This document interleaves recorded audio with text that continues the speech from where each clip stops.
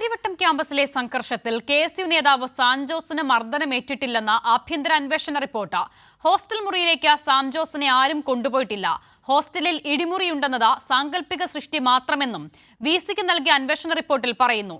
Kairali news പുറത്തുവിട്ട ദൃശ്യങ്ങൾ സ്ഥിരീകരിക്കുന്നതാണ് ആഭ്യന്തര അന്വേഷണ റിപ്പോർട്ട്.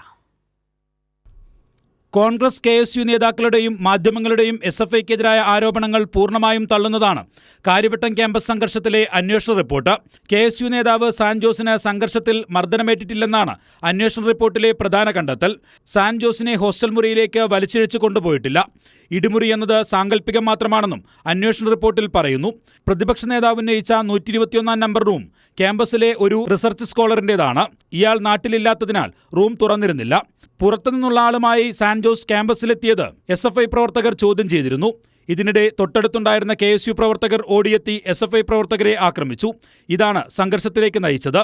സംഘർഷത്തിൽ ഇരുവിഭാഗങ്ങൾക്കും പരിക്കേറ്റുവെന്നും അന്വേഷണ റിപ്പോർട്ടിലുണ്ട്.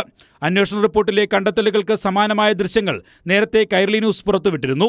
ദൃശ്യങ്ങളിൽ എവിടെയും കെഎസ്യു നേതാവ് സാൻജോസിന് മർദ്ദനമേറ്റതിന്റെ പാടുകൾ ഉണ്ടായിരുന്നില്ല. കൈരളി ന്യൂസ് പുറത്തുവിട്ട ദൃശ്യങ്ങളിലെ കാര്യങ്ങൾ സ്ഥിരീകരിക്കുന്നതാണ് ആഭ്യന്തര അന്വേഷണ റിപ്പോർട്ടിൽ കണ്ടെത്തിയ കാര്യങ്ങളും. യൂണിവേഴ്സിറ്റി രജിസ്ട്രാർക്ക് നൽകിയ അന്വേഷണ റിപ്പോർട്ട് രജിസ്ട്രാർ വിസിക്ക് കൈമാറി. കൈരളി ന്യൂസ്, തിരുവനന്തപുരം.